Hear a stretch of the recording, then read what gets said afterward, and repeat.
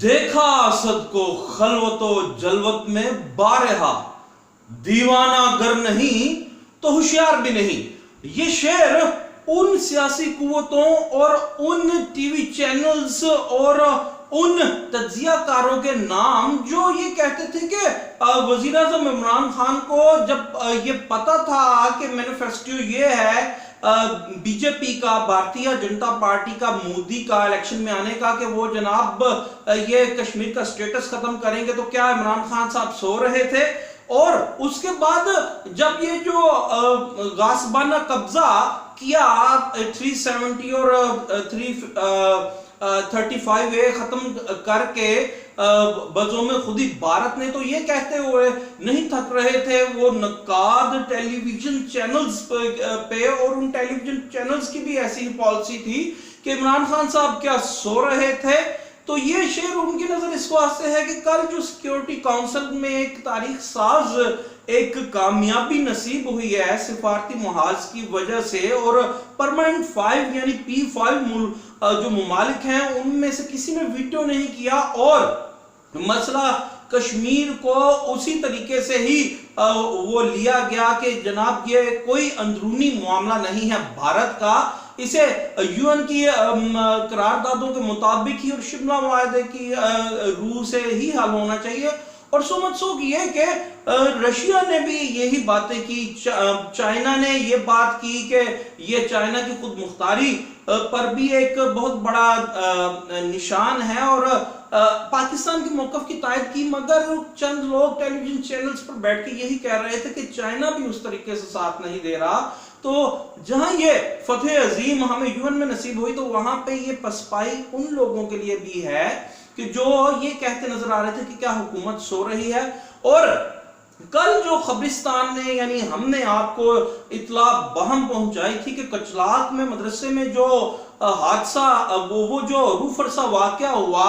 جو ایک بم دھماکہ تھا، ہم نے خبرستان نے یہ ڈسکلوز کیا تھا کہ وہ تمام حساب کتاب کھاتے میں لکھا جا رہا ہے، اور یہ اشارتاً بھی بتایا تھا، بلکہ واضح طور پہ بتایا تھا کہ راؤ اور این ڈی ایس کی اس میں یعنی افغان انٹیلیجنس ایجنسی کی اس میں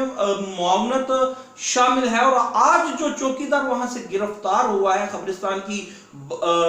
خبر بالکل حرف حقیقت ثابت ہوئی ہے، اس کے پاس سے افغان نیشنل آرمی کا کارڈ بھی برآمد ہوا ہے۔ اور کل ہی ہم نے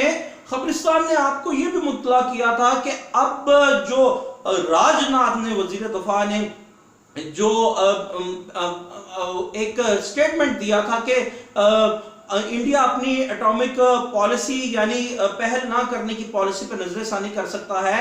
اس کے بعد کہ یہ ہم نے بتایا تھا آپ کو کہ جہاں فیصلہ ہونا ہے ہو چکا، اور اب انڈیا کو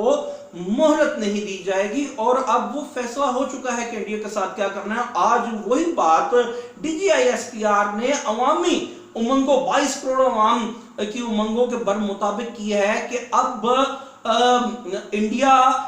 یہ آزاد کشمیر کو تو بھول جائے، بلکہ اب وقت آ گیا ہے کہ انڈیا سے جو قبضہ ہے جموں کشمیر کا وہ چھڑوانا ہے، اور انہوں نے کہا کہ آخری فوجی اور آخری بلٹ تک بھی لڑیں گے۔ یہ چیز خبرستان نے کل ہی بتا دی تھی، اور بڑی ہی اوریاں قسم کی حقیقت یہ ہے کہ آج بھی ٹیلی ویژن چینلز پر بیٹھ کے چند سیاسی جگادری اور چند کرٹکس بزوم خودی اپنی فلسفی جھاڑ رہے تھے کہ فوجوں کا تو کام ہی یہی ہوتا ہے، تو یہ ہمیں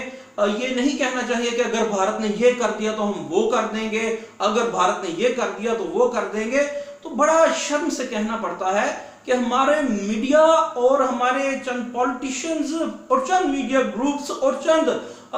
ہمارے پولیٹیکل اینالسٹ بھی ہیں جو وہ شاید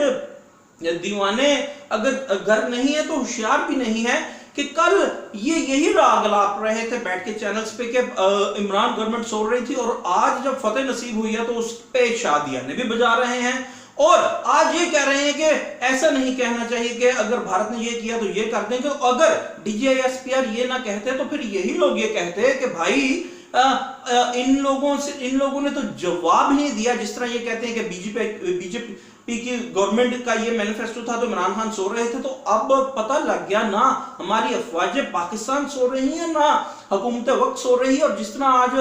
میجر آصف غفور صاحب نے میجر جنرل آصف غفور صاحب نے کہا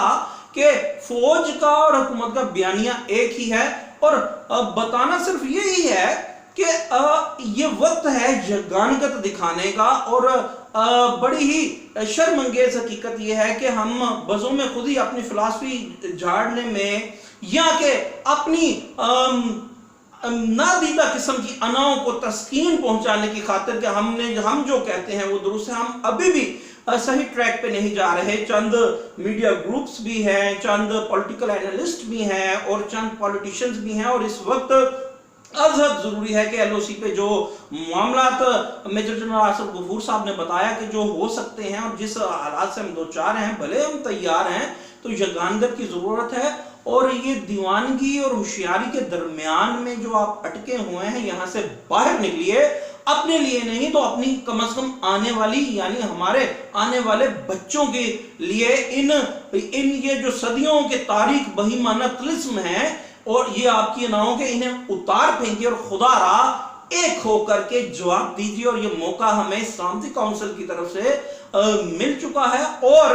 میں پھر سے بتاتا چلوں کہ اگر ہم نے یہ ضرور بتا دیا تھا خبرستان نے کہ اب جہاں فیصلہ ہونا تھا یعنی پاک افواج کے اور گورنمنٹ آف پاکستان کے، وہ فیصلہ ہو چکا کہ سلامتی کونسل کچھ کرے یا نہ کرے، مگر ہم ضرور کچھ کریں گے. اور وہ اس کا جواب یہ ہے کہ جہاں راج ناتھ نے یہ بات کی تھی کہ وہ نیوکلیر پالیسی میں تبدیلی کر سکتے ہیں حالات بدلتے دیکھ کے، یعنی کہ وہ پہل کر سکتے ہیں ایٹم کو استعمال کرنے میں، تو آج بڑے ہی مدبرانہ انداز میں میجر جنرل آصف غفور صاحب نے یہ کہہ دیا ہے، اور سمجھنے والے سمجھ گئے، اور بھارت اور راج ناتھ ضرور سمجھ گئے ہوں گے کہ انہوں نے کہا ہے کہ کشمیر ایک نیوکلیئر فلیش پوائنٹ ہے. تو یہ جواب ہے بھارت کی اس دھمکی کا کہ بھائی اگر آپ یہ گیدر بکیاں دے رہے ہیں تو ہم بھی تیار بیٹھے ہیں کہ اگر آپ ایسی بیوقوفی کریں گے تو ہمارا ایٹم بھی وہ بقول ماضی کے کوئی شب برات پہ چلانے کے لیے نہیں رکھ چھوڑا ہم نے.